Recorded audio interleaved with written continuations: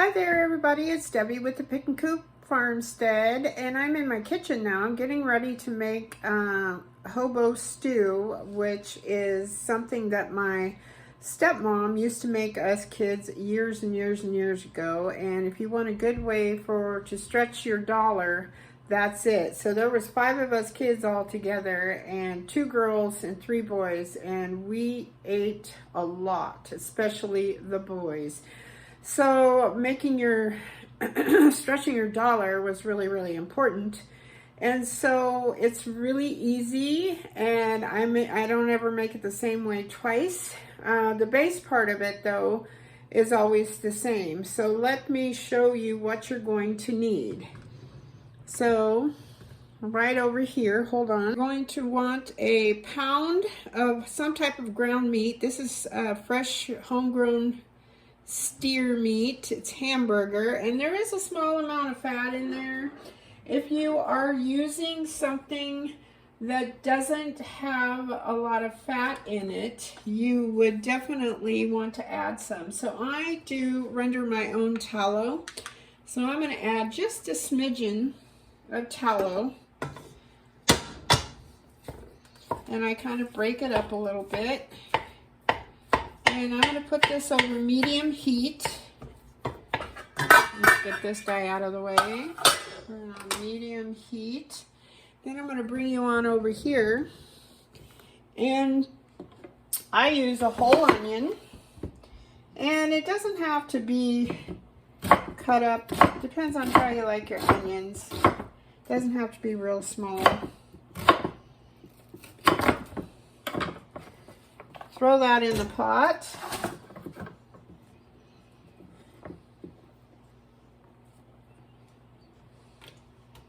There we go.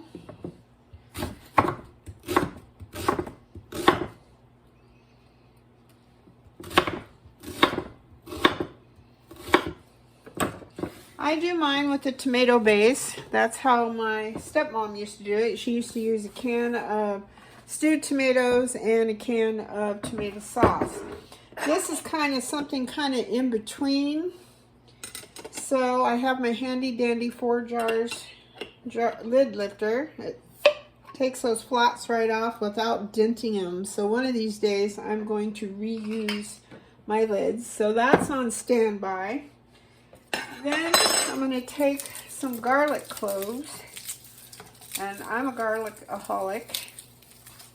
So, and then I just smash them. That makes them easier to peel. You could use a garlic press. However you do your garlic is fine. Then these just come right off. Some of these don't look... Ooh, that onion is making me cry. Now, I do not give onions and garlic to my chickens. I do put the peels in my compost though. Let's see, these are kind of too small to even mess with here. So I'd use about 4 to 6 cloves of garlic and something like this. Now my sauce that I did here already has garlic. I did it with garlic, onions. It has basil. So it's a little bit of a kind of an Italian style pasta / tomato sauce. But I use it in just about everything. Alright, so we got all these little guys out of the way. Then you're just going to chop these up however finely you like them.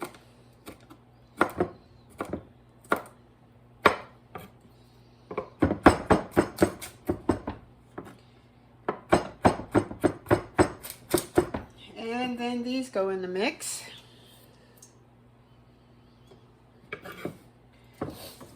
Ah, sorry, I can't see. Those onions are strong little devils. I got some of these on my stove here.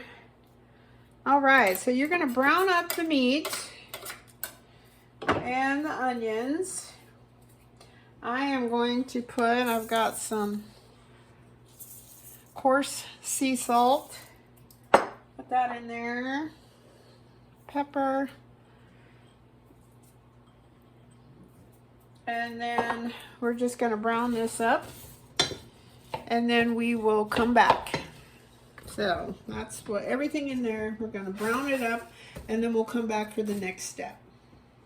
All right, our meat is almost brown. Our onions are translucent. I had about 3 or 4 little baby bell peppers from the garden I've gathered the last couple days. I'm gonna throw those in.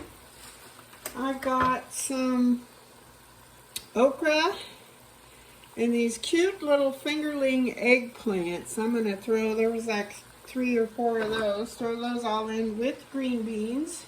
I kind of want to stir fry them. If you're using canned green beans, canned vegetables, you probably don't want to put them in until after you've put your tomato sauce. So you can use celery. Sometimes I put celery in here, and I cook that in with the, like just now when I dumped in all these little vegetables. You can just use whatever you have out of the garden. I usually put sliced carrots in there. You can put potatoes in there. I usually put the carrots and tomatoes or potatoes if I'm going to put them in. I haven't decided yet. I put those in once I put my sauce in. So I want all these vegetables to just start getting a little tender. And then we'll go ahead and we'll put our sauce in. And I have all of these, believe it or not, this is a gallon jar. I have two of these. And a couple of years ago, believe it or not, we went to a Whitmore yard sale thing, and this man had a bay laurel tree in his yard, and he was selling them by the branch. So I bought every branch he had. He had them in water, and then I brought them home, and I just let them naturally dry. And then this is what I got, 2 of these. I'm like, it's wonderful. So I usually put, I'm probably gonna put, let's see, 3 good sized leaves in there. One thing about bay leaves, you always want to remember how many you put in your pot. Most of you that use them all the time obviously know. I always try to use 3. If they're small, I'll use 4. And right before I turn off my soup, stew, whatever I'm making that I'm putting them in, I take them out, and then that way I know, okay, oh, I only have 2, I need to fish 1 more out. Sometimes they're kind of tricky to find. But that goes in once we put our sauce in. So once we get to there, I'll turn you back on. All right, now we're at the point where we're gonna go ahead and put our tomato sauce in. Like I said, this tomato sauce already has my homegrown basil, rosemary, it has onions, garlic, and a splash of olive oil. So they're going to stir this around. And as you can see, let me get you a little closer. Hold on. As you can see, it's pretty thick already. So I don't know that I'm going to put any potatoes in there, but I think I might throw a couple carrots in. I'm not sure. Or I might just leave it like this, because I put quite a few green beans in. Between the okra, the green beans, and peppers, a whole onion, garlic. I just, you can even put hot peppers in here. But that's basically your base. And then I just let this simmer for a while until everything's done, and then it's bon appetit. I did forget a couple things. I do put a couple, more than a couple dashes, maybe a tablespoon or 2 of Worcestershire sauce. Say that fast 3 times. And then I put my bay leaves in there.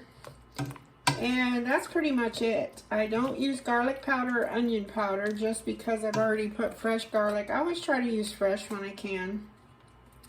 And then I bring this back to a boil, and I'll put the lid on it because I already have it as thick as I want it. I'll put the lid back on it and then just let it simmer until I'm ready to eat. Okay? So that's all there is to hobo stew. It's just you brown up your meat, whatever your meat of choice is. You can use burger, turkey, venison, whatever you want, chicken, whatever you like, sausage, excuse me. And then you've got your onions and garlic, celery if you want celery, and then add your tomato sauce and your stewed tomatoes. I didn't add any of my homegrown tomatoes because it's already in my sauce and it's already thick enough, as you know, as thick as I want it.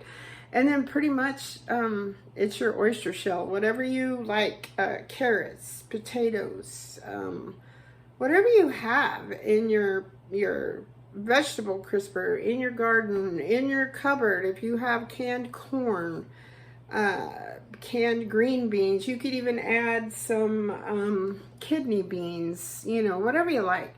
So, but at least you know how to do the base thing. And then one of these days I'm going to make enough to where I can can some, and then I'll have it, and then I just pop a jar open and heat it up. It's super, super easy. And if I was smart, I probably would do that and then just put it in little pint jars, just because the hubby doesn't really like it.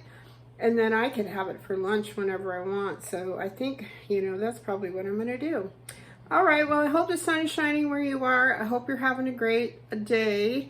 Thank you very much for watching, subscribing, sharing, all that good stuff. I love your comments. If you have any questions, just put them in the comments. All right, I'll talk to you later. God bless. Bye-bye.